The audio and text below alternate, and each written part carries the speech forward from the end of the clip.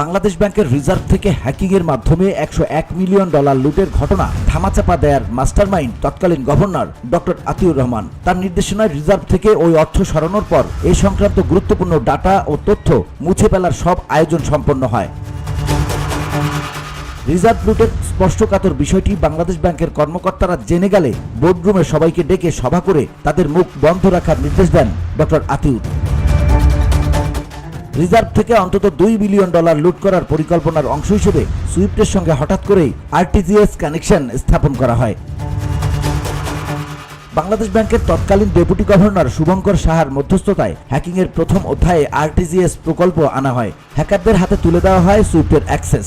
পরিকল্পনা মতো আরটিজিএস সংযোগ স্থাপনের জন্য ভারতীয় নাগরিক নীলা ভান্নানকে ভাড়া করে বাংলাদেশ ব্যাংকে নিয়ে আসেন আতিউর। তাকে এ কাজে সহায়তা করেন সরকারি দুটি ব্যাংকের এমডি।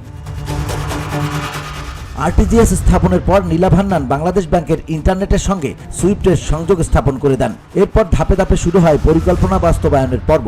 হ্যাকিংয়ের ঘটনার পরপর আতিউর রহমান বাংলাদেশ ব্যাংকের সুইফট সার্ভার রুমে এসে কর্মকর্তাদের শাসিয়ে বলেন, যদি তোমরা কেউ বলো যে হ্যাক হয়েছে, তোমাদের কারো চাকরি থাকবে না, সবাইকে বরখাস্ত করা হবে। বাংলাদেশ ব্যাংকের এবিডি শাখার কর্মকর্তা বদরুল হককে হুমকি দিয়ে আতিউর বলেন, এই ঘটনা চেপে যেতে হবে। তিনি চাকরি রক্ষায় চুপ হয়ে যান। তিনি হ্যাকিং ঘটনার পরবর্তী পর্বে আতিউরের অপরাধ নামার একজন গুরুত্বপূর্ণ সাক্ষী। আরেকজন সাক্ষী হলেন তৎকালীন